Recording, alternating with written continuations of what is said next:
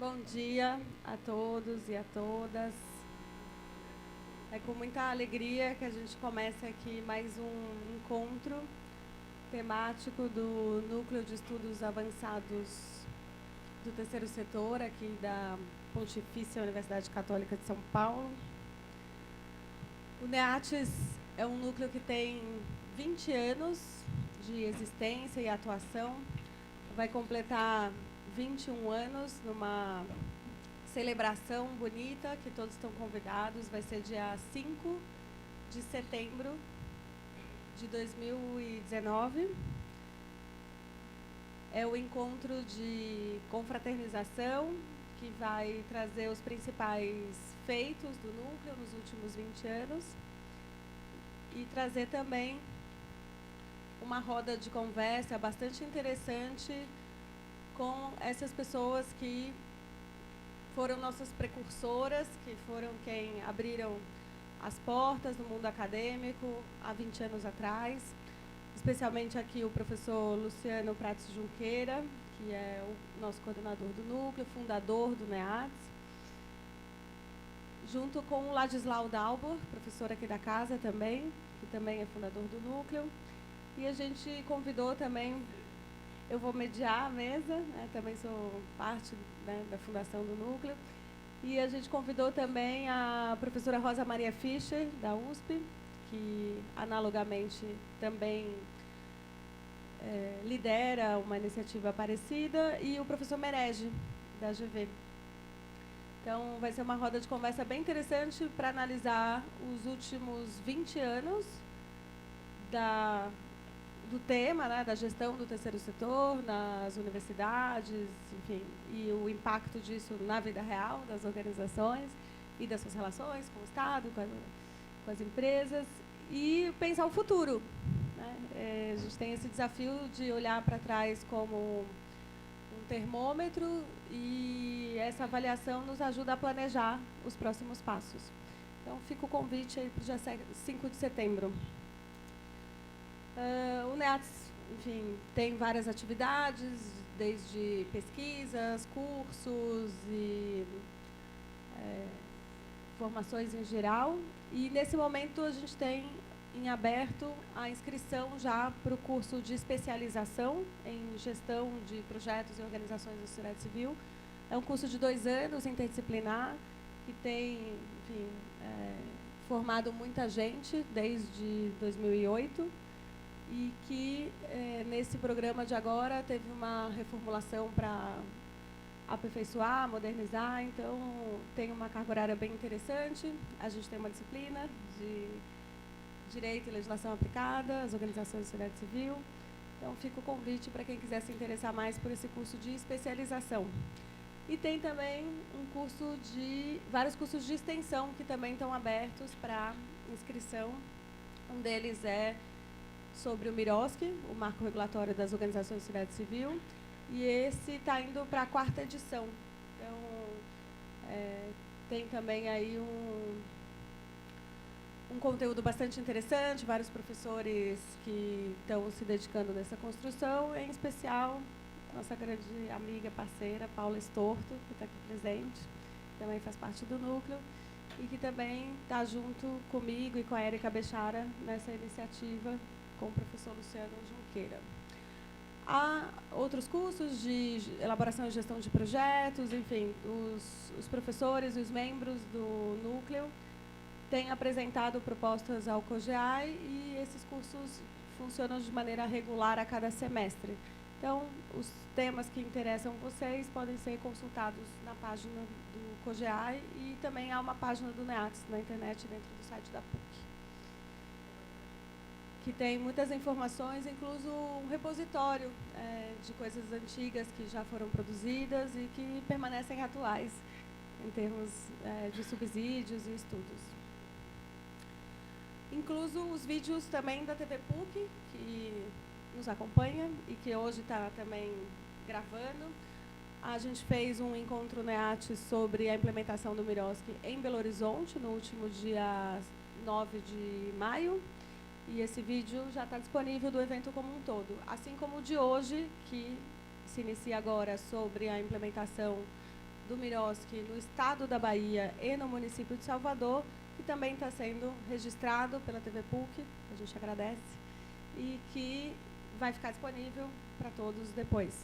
Esses vídeos todos estão também dispostos na página do NEATS, que é a Super Valéria,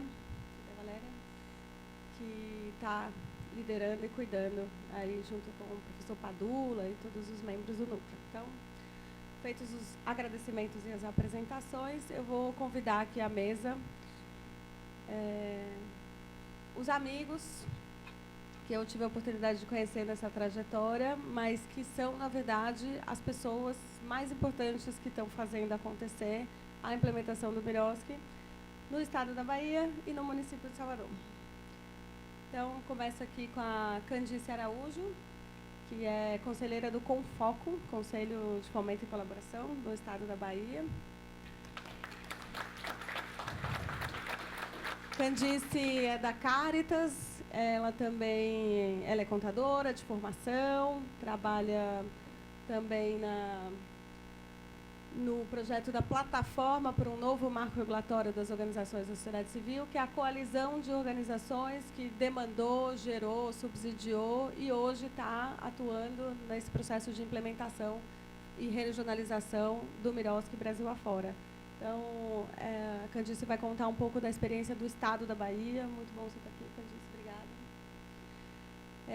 Queria chamar também à mesa a Lilian Azevedo, que é a procuradora do município de Salvador. A Lilian, enfim, difícil falar dela, porque ela é muito incrível. A Lilian, há 2 anos atrás, veio aqui no Encontro NEATS e veio nos assistir e hoje ela nos brinda com uma palestra. Ela foi inspirada por esse processo e mobilizou muitas pessoas e instituições dentro do município de Salvador e hoje, se há alguma coisa sobre o Miroski do município de Salvador, foi porque a Lilian movimentou. Então, vai ser muito bom a gente escutar como foi esse processo, como foi essa história e os desafios ainda remanescentes do município. E quero chamar também o Lucas Seara, que é um grande parceiro também. Lucas é advogado, Lucas trabalha na organização que chama ELO, e que justamente faz esse elo entre organizações.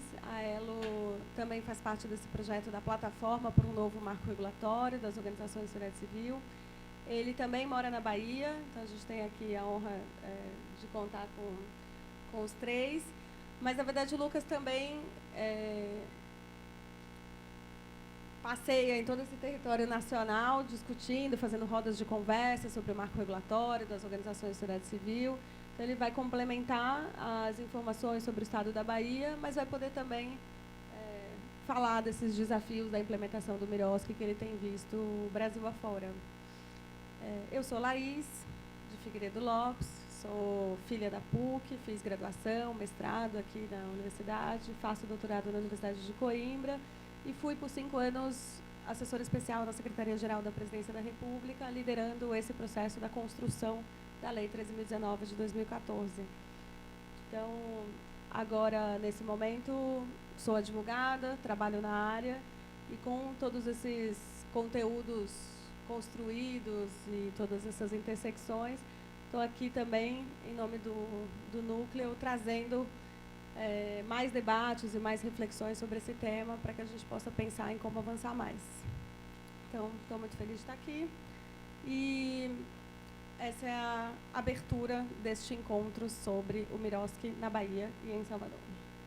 Dando continuidade a essa ideia de trabalhar a implementação federativa, a gente já fez o de Belo Horizonte e, quem sabe, no segundo semestre, a gente deve trazer aí também outras experiências interessantes e inspiradoras para a gente pensar em como fazer o Miroski avançar nessa troca Brasil afora. Então, vou começar aqui pela Candice, que vai falar para a gente sobre a implementação do Miroski no estado da Bahia.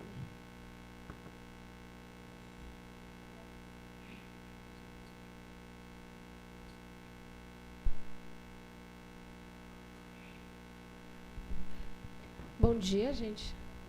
Acho que primeiro eu quero agradecer o convite e parabenizar, né, o NEATS por tanto tempo estar firme e forte aí, né, cuidando aí desse nosso terceiro setor, que é muito desafiador, né?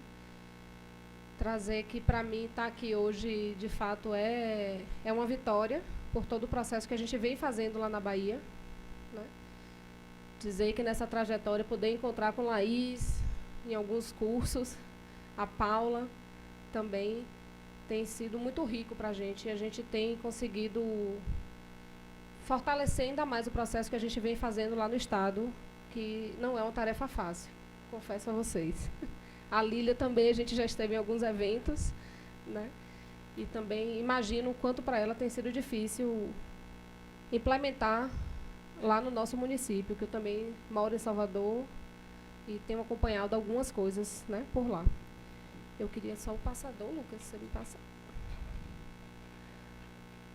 O Lucas, que chegou para reforçar lá o time da Bahia, também tem feito um trabalho bem forte lá, com esse conhecimento jurídico que também a gente precisa fortalecer, tá? Então, trazer um pouco rapidamente a minha trajetória. Eu sou da Caritas, estou como assessora de mobilização de recursos. Entrei na Caritas bem nova, já estou lá há 22 anos. E entrei para acompanhar, de fato, o primeiro projeto que a gente executou com recursos públicos, né? Que era um recurso chamado Projeto Água e Cidadania, e que até hoje a gente ainda mexe muito ofício nele. Acredite nisso, eu falo a verdade. Então, acho que eu me incentivei muito a estudar por conta da minha caminhada lá dentro, dos processos que eu venho acompanhando, que eram muito difíceis e continuam sendo, tá? Só para vocês entenderem um pouco de onde eu falo. Então, hoje, representando a Caritas, eu faço parte dessa plataforma Miroski Bahia, né, que foi configurada para acompanhar um pouco essa relação com o poder público. Hoje, a gente tem cerca de 100 organizações que fizeram adesões a essa plataforma, tá? É uma plataforma que ainda está caminhando, né, para se fortalecer. A gente ainda não tem um espaço virtual, não tem uma pessoa que responda um pouco por essa plataforma, que eu digo assim, em termos de comunicação com a sociedade civil. A gente faz isso. O marco regulatório, para mim, ele é o dedo mindinho da mão que eu executo dentro da Caritas. Então, o tempo é muito curto para a gente poder, de fato, se dedicar 100% a esse processo, tá? Então, em termos de estrutura, hoje a gente indica que, fazendo a adesão à plataforma da Bahia, automaticamente a organização também faz a adesão a essa plataforma Miroski Nacional, que hoje também já existe, já desde 2010, formalizada. E o único espaço que a gente tem é um grupo, né, do Google Groups, que é o que todo mundo já conhece, para que seja uma ferramenta e um instrumento de comunicação entre essas organizações, tá? Então, hoje a gente está dividido em 4 comissões dentro dessa plataforma: a comissão normativa, a comissão de articulação, a comissão de formação e a comissão de comunicação, que faz um trabalho transversal em todas essas outras comissões, tá? E na comissão colegiada, a qual eu hoje faço parte, junto com Eliana Hollenberg, que também muitos já devem conhecer, né, que também tem feito um trabalho maravilhoso. Assim, eu quero chegar na metade da idade dela com a força que ela tem, porque, às vezes, ela tem mais energia do que eu, confesso. E muitas vezes. Enfim. Pois é, a Eliana é minha mentora lá. E confesso, professor, que às vezes acompanhar o ritmo de Eliana não é fácil, viu? Mas estou aí. Então, lá na Bahia, em 2006, a gente promoveu uma audiência pública, né, com universidades, né, membro do Ministério Público, o promotor Luiz Eugênio, e cerca de 200 organizações participaram desse momento, né? E foi o start inicial para que a gente pudesse se articular enquanto plataforma, enquanto esse coletivo que, juntos e juntas, a gente vai junto ao poder público para que eles façam um novo olhar para essa nossa atuação, né? Sabemos que a atuação executar a política pública é uma obrigação do poder público, mas somos nós quem temos, né, o cacife de chegar essas políticas públicas até os menos favorecidos, vamos chamar assim. Então, nesse momento, a ABONG Bahia, que também é uma articulação, né, que tem uma representação lá na Bahia, a SESI e a Caritas, a gente inicia esse processo de construção dessa plataforma. Em 2013, a gente promove outra audiência pública lá no nosso estado. 2014 e 2015 foi o momento que a cooperação internacional retirou recursos aqui do nosso Brasil, né? Então, naquele momento, a gente se preocupa, poxa, tem alguma coisa acontecendo nesse mundo, a gente precisa acompanhar quais são esses novos olhares. Foi no momento que a Laís, lá na Secretaria-Geral da Presidência da República, incentivou um processo junto ao ENAP, Escola Nacional de Administração Pública. Então, naquele momento, a gente participou da primeira turma que foi formada, né? Foram 5 dias, foram dias assim, super intensos, lá em Brasília. Então, cerca de 4 pessoas que hoje também fazem parte desse processo, participaram desse curso lá na ENAP. E a gente volta para a Bahia com essa intenção de fazer um seminário Nordeste. Então, além da Bahia, a gente conseguiu juntar o estado de Sergipe nesse seminário, que ocorreu em novembro de 2015, justamente para a gente iniciar esse processo de construção desse marco regulatório em nosso estado. Nesse mesmo momento, a gente convida algumas autoridades, né, parlamentares, a gente convidou a SERIM, que é a Secretaria de Relações Institucionais lá do estado, que tem o papel de articular junto com a sociedade civil, né? Convidamos também o CRC, o Conselho Regional de Contabilidade, convidamos também a OAB, embora eles não fizeram presente naquele momento. E naquele momento a gente consegue, de fato, que o poder público ele instale um GT, né? Um grupo de trabalho que tinha o principal objetivo acompanhar o processo de regulamentação do marco regulatório em nosso estado. Então, esse decreto ele foi publicado também em novembro de 2015, foi algo super rápido, porque a gente já vinha fazendo um processo de diálogo com o próprio estado, né? E, nesse momento, eu não sei se vocês conhecem, mas o PROEX 2016, ele abre um edital, né? Ele é um recurso que é para dentro do Ministério da Educação, para fomentar, né, o mundo acadêmico. E, nesse momento, junto com a ABONG, foi quem fez esse start para a gente conseguiu elaborar um projeto e apresentar para esse edital do PROEX, certo? E, dentro de toda essa linha temática, lá tinha um subtema, né, 4.19.5, que é fomento e colaboração com organizações da sociedade civil e projetos sociais. Então, em 2016, a gente foi contemplado com esse projeto, através da UFBA, né, a Universidade Federal da Bahia. E a gente também começa uma relação com a universidade, que é um espaço extremamente importante para esse processo, para que a gente possa, de fato, sistematizar cada vez mais a nossa atuação. Acho que a universidade tem esse papel da sociedade civil organizada, a gente precisa desse espaço. E, nesse momento, a gente consegue executar o Ponto de Gestão Miroski, que foi um projeto gerido por 3, além da plataforma, a universidade. A gente conseguiu inserir também a SERIM nesse processo de gestão. Então, assim, esse projeto foi um dos poucos, eu não tenho os dados agora, acho que a doutora Laís tem, que foi aprovado com recurso. Nem todos foram aportados, né, com recurso. Então, a gente conseguiu ter um recurso e que a gente sabe que, quando esse recurso entrou na universidade, para chegar na ponta, cerca de 30% do que foi aprovado. Mas, como a gente gosta de desafio, a gente conseguiu implementar e executar todas as atividades previstas, porque a sociedade civil se dedicou e também deu de contrapartida, né, porque a gente tinha a intenção e a boa vontade de que a gente precisa desse espaço e isso precisa dar certo. Então, a gente conseguiu, entre os seminários de lançamento, cursos de multiplicadores e painéis itinerantes em 8 territórios, né, a gente conseguiu aí cerca de 600, quase 1.000 pessoas participaram, foram beneficiadas por essa ação. E a sociedade civil precisou aportar recursos em muitas dessas atividades, não só recursos financeiros, mas recursos humanos, principalmente. mas foi um projeto bem interessante.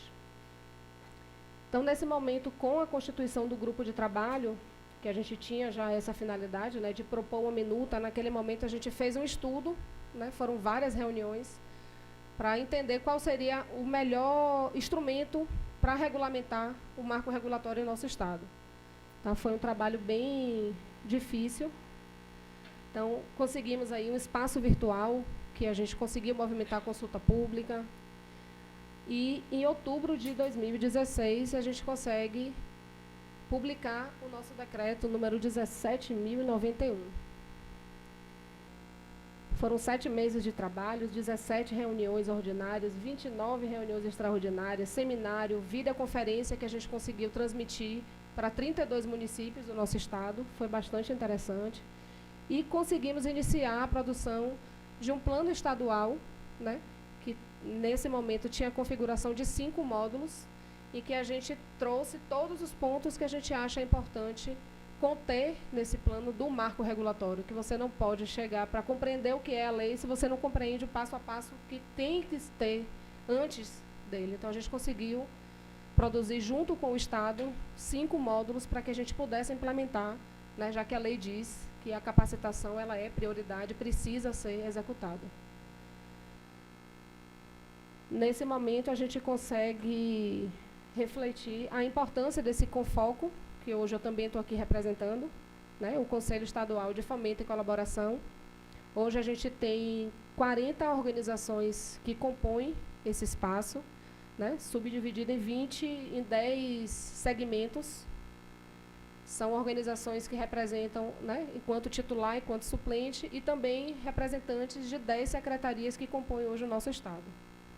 Né? Todo o processo de eleição desse conselho, ele foi de responsabilidade da SERIM, da Secretaria de Relações Institucionais, né? Tivemos edital, todo o processo que ocorre em qualquer conselho, a gente também conseguiu, em curto tempo, fazer também nesse conselho estadual. Isso aconteceu, só para a gente ver a questão do tempo, em novembro de 2016, né? Em que esse decreto foi publicado e que já foi constituído esse conselho, mas o conselho ele só foi empossado em setembro de 2017. Isso foi bastante difícil para a gente, porque a gente construiu junto e a gente, de fato, acreditava e ainda acredita, né, nesse processo de participação e de construção coletiva junto com o poder público. Então, hoje nós temos 4 comissões dentro desse conselho, né? A Comissão Técnica de Normas e Procedimentos, a Comissão de Formação e Capacitação, a Comissão de Comunicação e Informação e a Comissão de Acompanhamento, Monitoramento e Avaliação de Políticas Públicas de Parcerias. Né? A gente hoje é dividido nessas 4 áreas. E agora, recentemente constituída, uma comissão temporária, né, que é a Comissão Eleitoral, que agora, em setembro, esse conselho completa 2 anos. Então, uma nova gestão vai assumir, inclusive, a presidência, e que esse ano, quem assume a presidência desse espaço é a sociedade civil. Né? A presidência, a gente conseguiu garantir que ela seja alternada. Ainda com o exemplo do que a gente conseguiu construir no ponto de gestão Mirox, com a UFBA, a gente, na mesma metodologia que foi criada, a gente ainda consegue fazer 3 caravanas, que é o que a gente deu esse nome, em vez de painel itinerante, também em regiões lá do nosso estado, né, nos territórios, com recurso público. Então, já nesse momento, a gente já consegue inserir recurso público para capacitar outros municípios. Né? E é interessante que essas caravanas, a gente sempre vai ministrar sociedade civil e poder público. Isso é importante juntos nesse processo de formação. Né? Tem sido bem interessante. E aqui eu vou trazer só alguns eventos que a gente consegue ainda fazer, já que aqui eu estou aqui para trazer o nosso caminho enquanto priorizar esse tema. Né? Então, aqui eu não consigo enxergar a data, não sei porquê, acho que meu óculos está ruim. Em agosto de 2017, a gente já tem um painel, né? A gente consegue, junto ao Conselho Regional de Contabilidade, que também participou do nosso grupo de trabalho. Acho que essas 2 áreas, tanto a área do direito né, quanto a área contábil, elas são extremamente importantes nesse processo de construção. O Nailton Cazumbá, que é o coordenador hoje da nossa comissão, a qual eu fui convidada também a compor, ele fez um trabalho bem interessante com a gente durante o processo de construção. Então, tivemos numa mesa com cerca de 200 contadores, né, e gestores, que, se eu não acredito, a doutora Lilian também estava lá com a gente, não foi? A convite do Nailton, exato.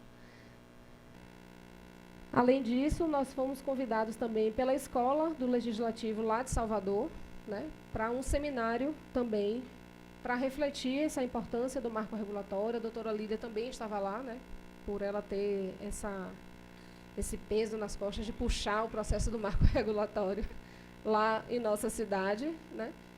Mas foi bem interessante, porque tivemos representantes, né, gestores das organizações que puderam compreender um pouco mais esse processo.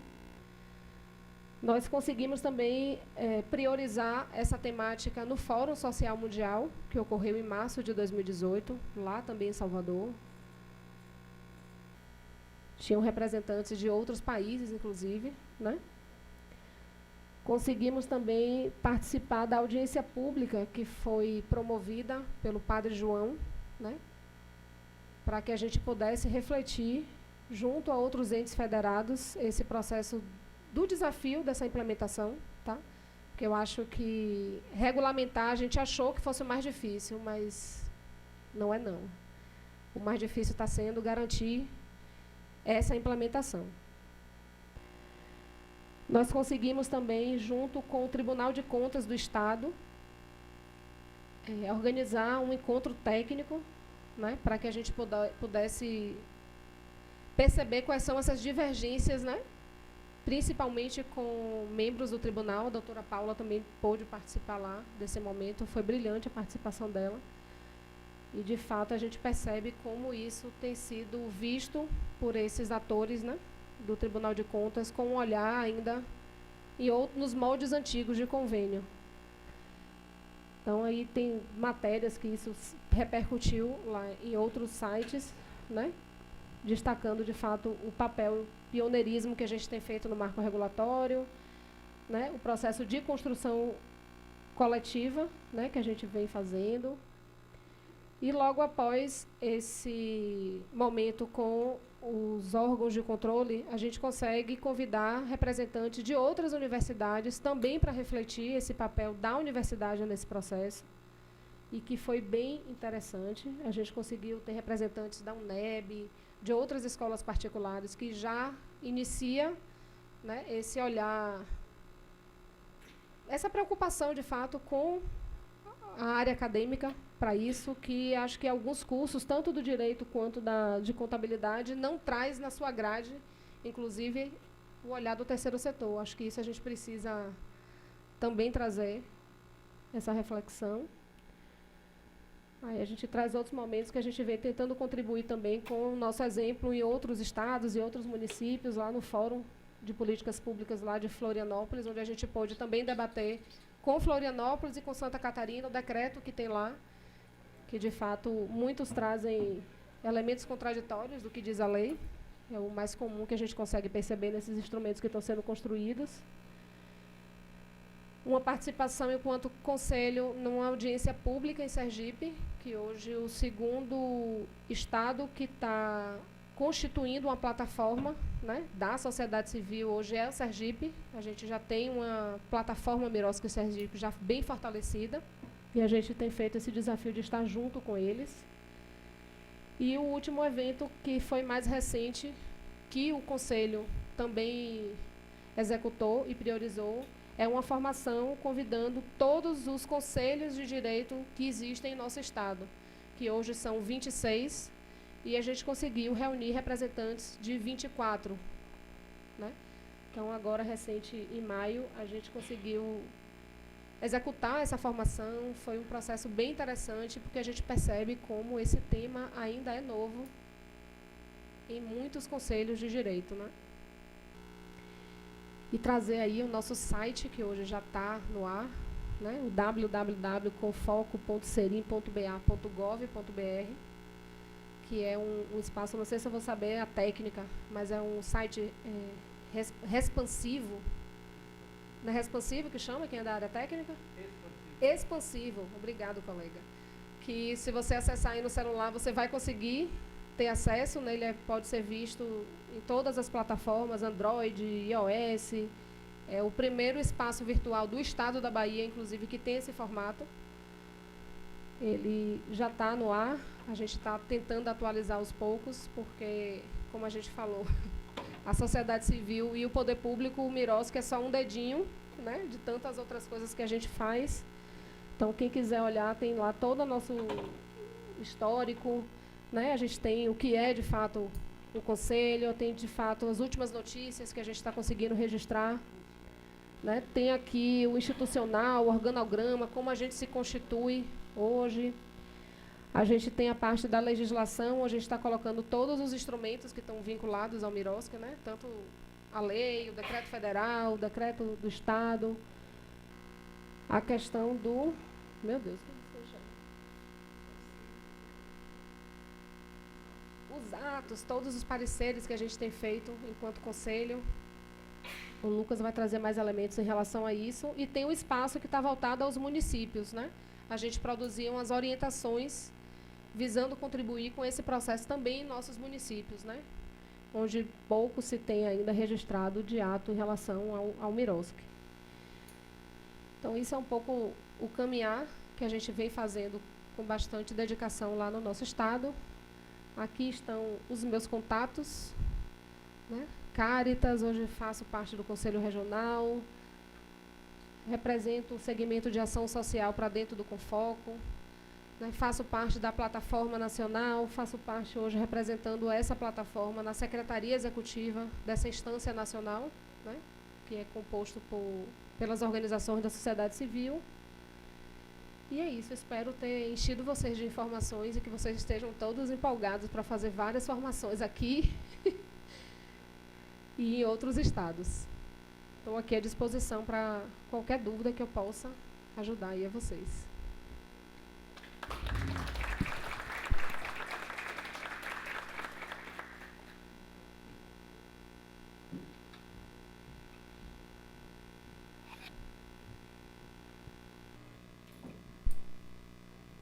Muito bom, Candice. Obrigada por compartilhar a experiência do estado da Bahia.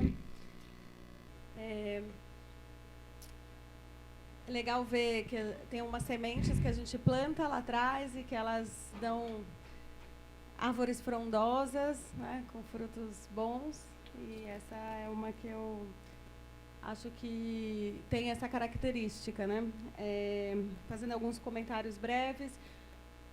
O PROEST é um programa de extensão universitária do Ministério da Educação e ele tinha uma lista de áreas que ele financiava e uma delas a gente incluiu pela Secretaria-Geral da Presidência que fosse possível que as universidades apresentassem propostas e projetos na área da relação entre Estado e sociedade civil.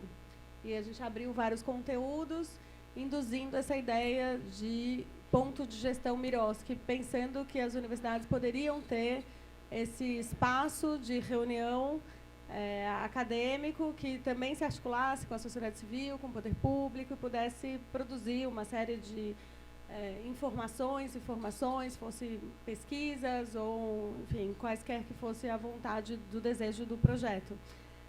Na Bahia, eles fizeram esse processo bem interessante, porque eles já fizeram essa ideia de comissão tripartite, que juntou para a gestão do projeto, não só as pessoas da UFBA, da Federal da Bahia, foi na administração, o projeto, mas juntou também pessoas da sociedade civil, pessoas do poder público, que se comprometeram a fazer aquele processo acontecer. E eles focaram muito na capacitação, né?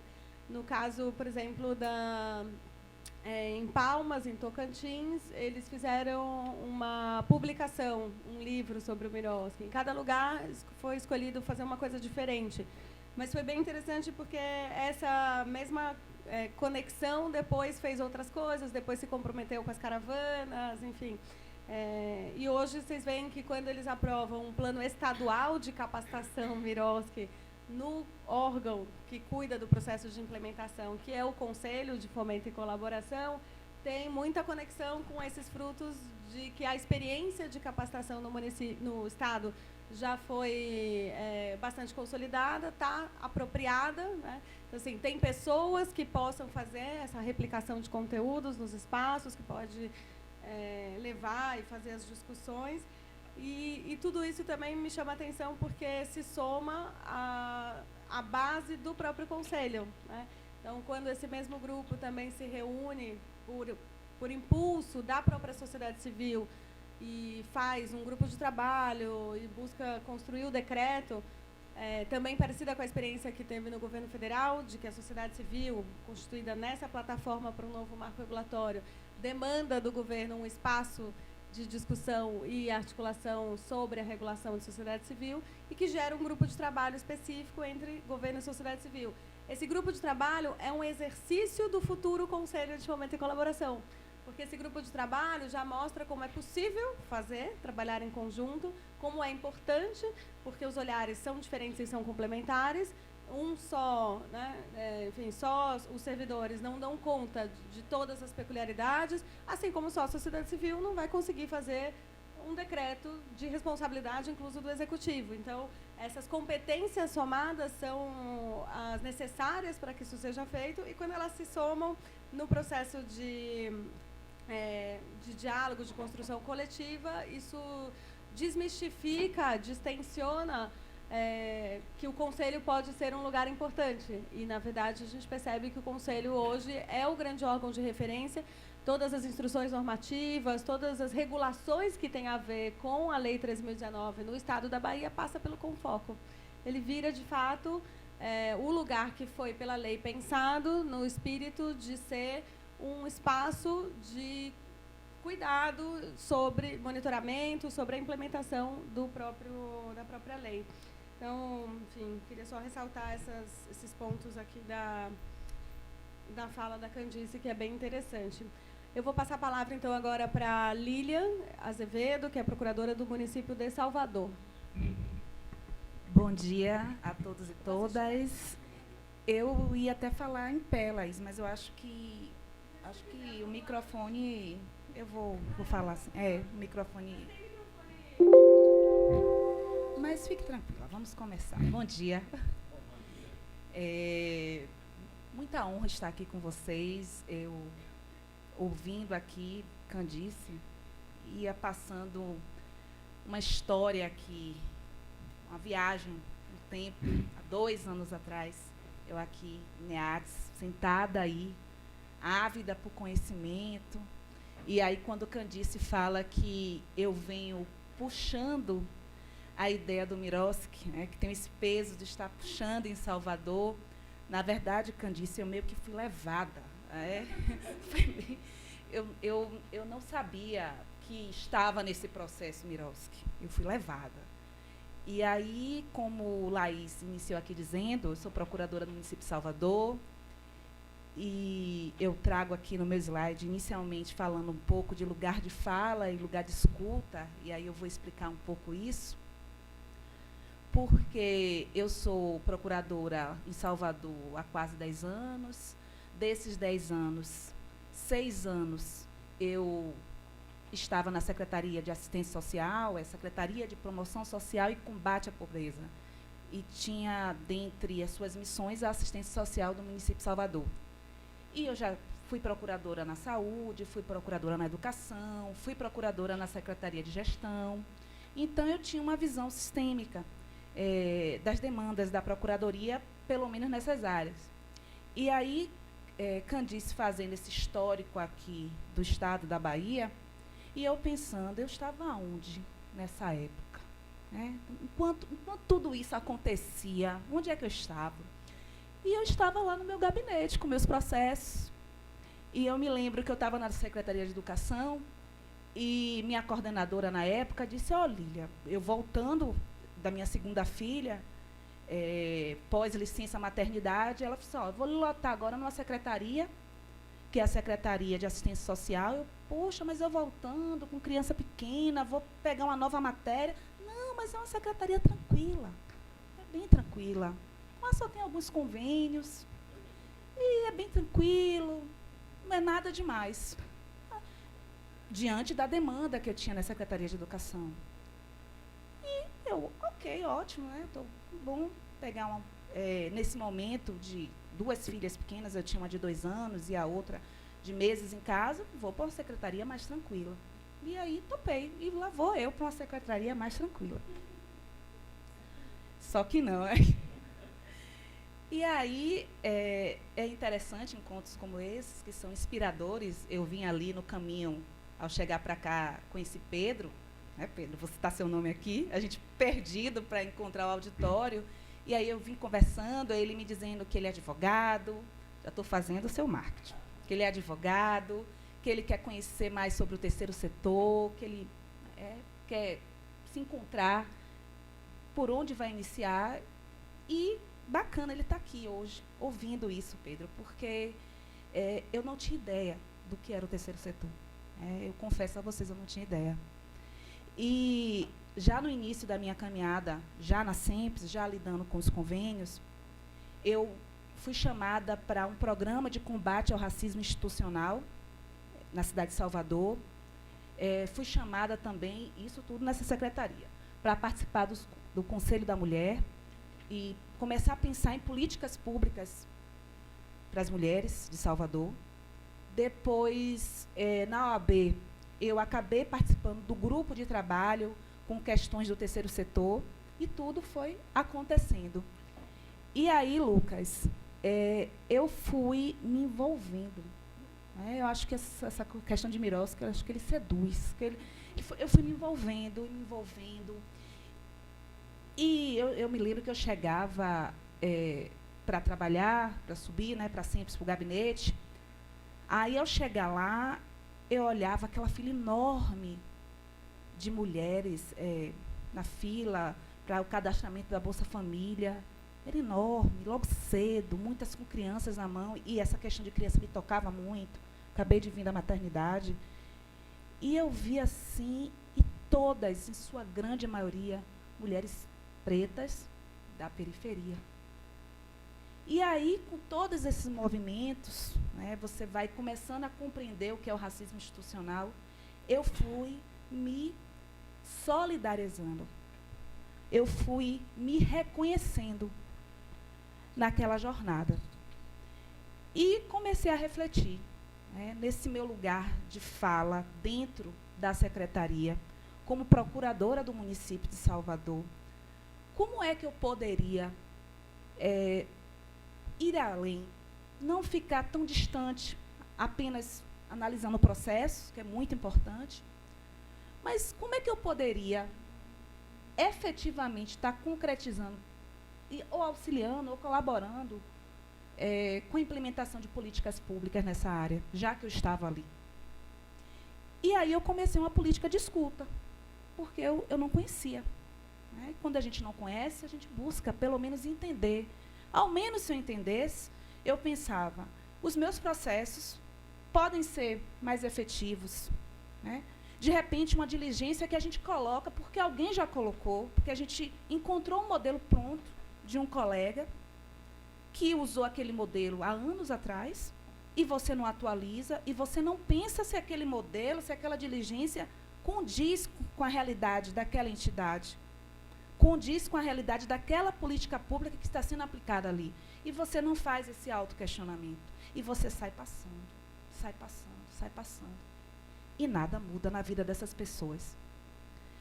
E, com isso, eu comecei a permitir que, lá na representação da Procuradoria, que essas entidades fossem tirar dúvidas diretamente com a procuradora, que esses servidores, colaboradores, pudessem ter um momento de falar um pouco das suas lamúrias, frustrações, desconhecimento, né, em relação àquela temática que eles estavam construindo. E, para minha surpresa, eu fui descobrindo as impropriedades de todo esse processo, que é o que eu chamo aqui de descobertas de problemas estruturais nessas parcerias.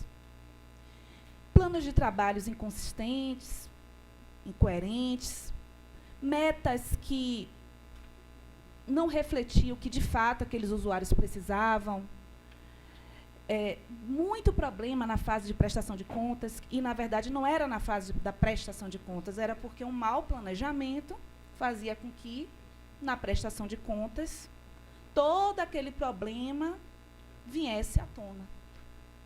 Uma falta de monitoramento, uma falta de ideia de como, de fato, montar aquela parceria. Deixa eu passar aqui. Assim? Não, peraí, passou demais.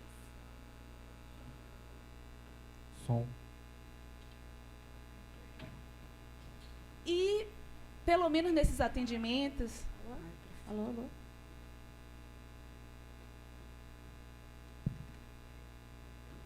Que dizem que baiano, né, se movimenta demais, pelo menos eu, e aí eu fico ali presa, fico agora mais solta. Então, eu comecei a observar nesses atendimentos que é uma parceria, né? Uma parceria. A gente não está no contrato, a gente está numa parceria, fins comuns, multa, cooperação, pelo menos é isso que a gente aprende na teoria. E eu percebia, mas nessa parceria, quem é que de fato estava ditando as regras? Era uma parceria? E comecei a perceber que, na verdade, salvo algumas exceções, tem da verdade, existia uma relação de dependência muito grande das organizações sociais, ou das organizações da sociedade civil. E elas, na verdade, tinham muito amor, né? Eram amadoras no sentido de amar demais e não de uma profissionalização.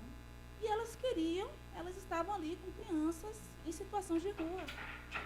E elas queriam recursos para essas crianças. Então, o que é que eu tenho que fazer para conseguir esse recurso? O que é que eu tenho que colocar aqui no plano de trabalho? O que é? E, por sua vez, a gestão, muitas vezes, né, que é natural da política, muitas vezes nessas pastas, queria mostrar o resultado, né, à sociedade. Então, muitas vezes saía se atropelando princípios sensíveis da administração. E onde é que ficava o princípio da eficiência? Então, eram montadas parcerias, sem que, de fato, fossem parcerias.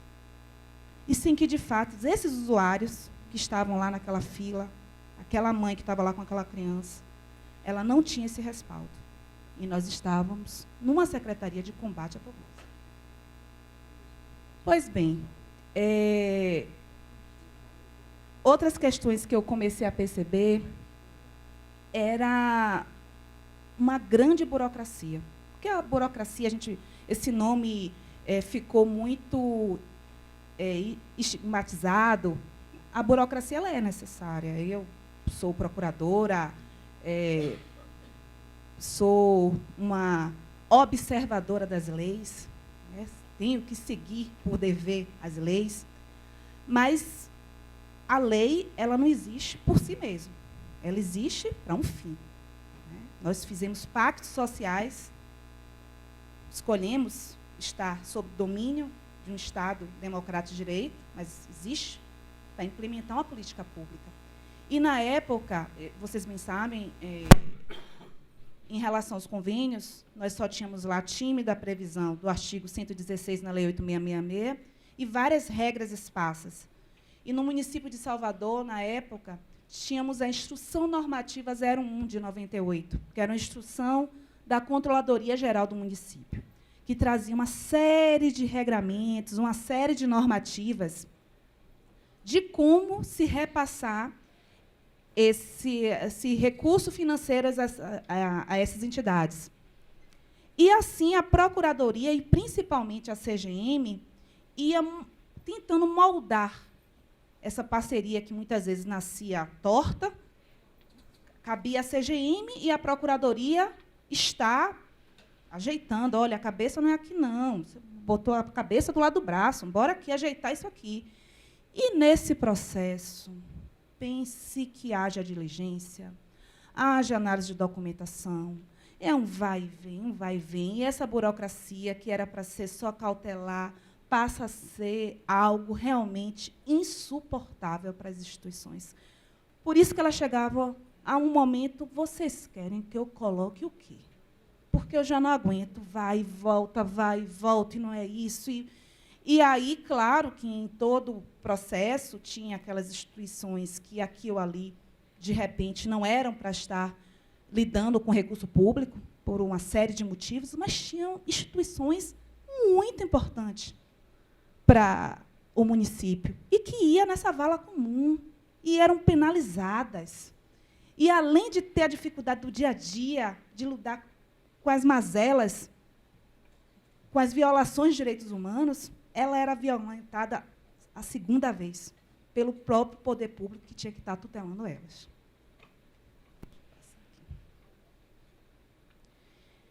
Bom, nessa troca, aí já transformada, em casa, minhas filhas elas já pensam em outra dimensão. Elas passam pela rua, elas já vê as pessoas em situação de rua e já liga para mim, mamãe, uma providência aí.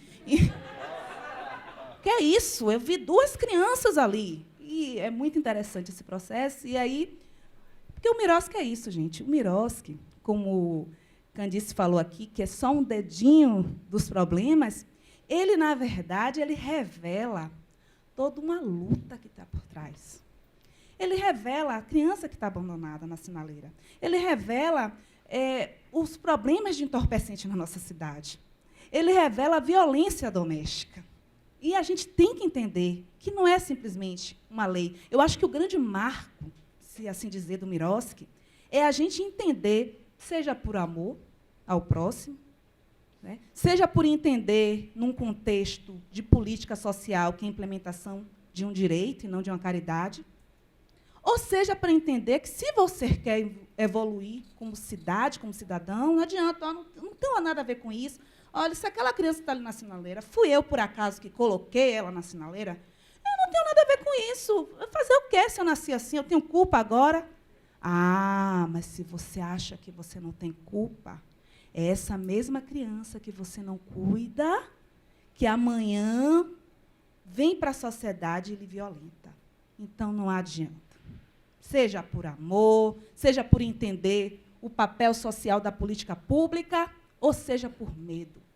Se você quer evoluir como sociedade e como município, principalmente, porque é no município que a política pública é sentida. É ali que, muitas vezes, em 2015, aconteceu um desastre lá em Salvador, que foi muito tocante, e aí pessoas ficaram soterradas, e um bebê ficou soterrado, foi algo que ficou noticiando, que eu senti o luto na cidade, porque todos acabam tocando em você. E é isso que acontece no município, e o Miroski traz isso. E aí, já imbuída nisso, uma entidade me fala do Miroski. Então, eu fico sabendo do Miroski através dessa política de escuta, através de uma entidade que me indica, na época, Nailton Cazumbá, que é uma das referências em Salvador, no estado da Bahia, já citado aqui por Candice. E a gente faz a primeira capacitação lá na SEMPS. E eu me lembro, na época, um servidor que entra na minha sala, olhar assustado, porque ela era também um pouco, era de tudo lá na minha sala. Tinha a parte jurídica, tinha a parte das resenhas e tinha a parte dos desabafos. Ele, doutora, eu já não aguento mais, uma bomba vai estourar nessa secretaria. E não me dizia o que era, meu Deus. É muito problema, é muito problema. Tá bom, aí falava, tomo café e pronto. E aí a gente faz essa primeira capacitação setorial, bem verdade, vêm algumas pessoas de outros órgãos, mas é muito interessante porque a gente começa a entender o problema, eu começo a me inserir, entro no Grupo Miroski, e aí conheço a turma bacana do Estado, conheço o Serim, conheço o Nailton, conheço Ivana Luquezzi, procuradora do Estado, e começo a entender, como eu disse, o tamanho do processo, mas sempre buscando estudar, eu quero aprender, eu quero ver. Eu não achava que eu estava no processo, até aí eu não achava. E aí, depois dessa capacitação de tantos problemas, eu resolvo fazer um relatório para a coordenação. já que uma bomba vai estourar, e para não estourar também no meu colo, deixo aqui pontuar os problemas que eu estou vivenciando aqui e entrego oficialmente esse relatório, juntamente com a minha coordenadora, a Procuradoria-Geral do Município, a CGM, e aí a gente começa também a fazer visitas técnicas. Eu, ainda como procuradora, vou em Brasília, no MDS, também Ministério Público. Ou seja, eu saio, começo a falar e puxando a gestão, que foi topando. Olha, eu acho que isso aí é uma coisa séria, vamos vendo. E interessante que nós estamos aí em final de 2015, né? O Miroski entra para o município em 1º de janeiro de 2017. Não, então, final de 2016. E aí entra uma enxurrada de processos na Procuradoria. Me lembro de dezembro, meu marido pirado, porque eu só chegava em casa, e não deu para a gente viajar, então isso foi bem simbólico, porque todo mundo estava com medo do Miroski. O Miroski vem aí, vai chegar, então todo mundo não quer resolver seus processos antes da chegada do tal do marco regulatório. E aí foi aquela loucura. Bom, aí avançando, venho eu para um encontro aqui no NEATS. Né? Continuei lá na minha vida, em abril. E aí, como falar na Bahia, né, conheço a retada da Laís. Paula aqui também. E eu costumo brincar com a Laís que ela me empoderou nesse encontro. Que a gente almoçou junto com o grupo depois, o Lucas também estava aqui, aí ela chegou para mim, eu contando um pouco, ela olhou para mim e fez assim, olha, você está num processo de liderança. Mas você, sozinha, você não vai conseguir. Você tem que levar isso para as instâncias de poder. Aí, saí eu aqui de São Paulo com essa mensagem na cabeça. Pronto. Uma semana depois, eu sou convidada para uma reunião no gabinete do prefeito. Nunca tinha ido a uma reunião no gabinete do prefeito. Uma série de problemas que estava tendo na SEMPES. O tal problema que o servidor me disse que ia estourar. Estourou. Não sei quantas entidades sem receber recurso, e entidades importantes, simbólicas de Salvador, simbólicas, inclusive, em termos da mídia. E o pessoal dizendo, olha, a gente vai botar as crianças na rua, o poder público não nos dá estrutura, e pronto. Então, olha, tem uma procuradora aí que gosta muito dessa questão de social e tudo. E aí eu fui convidada, e lá vou eu. E, como Laís disse, que eu tinha que explicar o que estava acontecendo, vou eu lá explicar tudo, trazer minhas colocações, minhas ponderações, a minha visão. Terminando a reunião, o prefeito me chama e me convida para ser subsecretária da pasta. Passado o susto, eu aceito o desafio e vamos lá ser agora subsecretária da SEMPES, fazer parte da gestão. E aí, uma das primeiras coisas que a gente, com a equipe, conversando, resolve é instaurar um mutirão de convênios. E esse mutirão é simbólico para começar a implementação do Miroski, porque esse mutirão, apesar do problema ser na secretaria, a gente convida pessoas estratégicas para o mutirão. Então, a gente convida a Casa Civil, a CGM, a Procuradoria-Geral do Município, o Conselho Municipal de Assistência Social, para vir a participação da sociedade civil, convida o Ministério Público, e a gente sai convidando, faz um atendimento personalizado das entidades, para entender qual era o problema, começa a fazer oficinas, tipo assim, olha, não vai dar tempo, então a gente tem aqui que sentar com elas mesmo para entender e para começar a fazer, para daí conseguir avançar e liberar esses processos. E aí nós conseguimos resolver parte dos problemas na época. Bom, aí eu trago isso tudo, eu trouxe aqui avanço do caos, podem surgir oportunidades, e aí a gente começa a pensar no Miroski, no SUAS, no Sistema Único da Assistência Social. E começa a perceber que a política de assistência é uma política que tem que ser desenvolvida com o poder público, com o Conselho Municipal de Assistência e com o terceiro setor. Está lá no regramento. É com o terceiro setor. Ele faz parte também. Ele é coautor dessa política. E ele não estava sendo coautor dessa política como deveria ser. E eu acho que esse é um processo sempre de avanços contínuos. Nunca vai estar bom. Porque sempre as questões sociais estão aí gritando para todos nós. É fácil, é só você começar a olhar, a perceber, a se permitir escutar. E, com isso, a gente começa a fazer visitas técnicas a São Paulo, a Belo Horizonte. Eu ligava para a Laís, passava mensagem, essa pessoa é uma pessoa iluminada, que eu não sei como é que ela aguentava tanta coisa, e procurava a Nailton também, e procurava Ivana, e aquela sede de tentar ver o que é que se faz. Não só eu, na verdade, como toda a equipe envolvida em relação a isso. A gente começa a fazer capacitação dos servidores, do Conselho Municipal de Assistência. A Laís, inclusive, me ajuda a conduzir uma na Câmara, com a presença do Ministério Público, na época, a Rita Tourinho, que atuava na improbidade administrativa, atua, na verdade.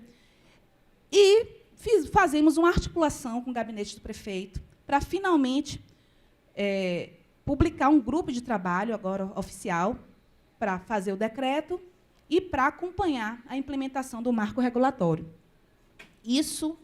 Esse decreto saiu já no final de 2017.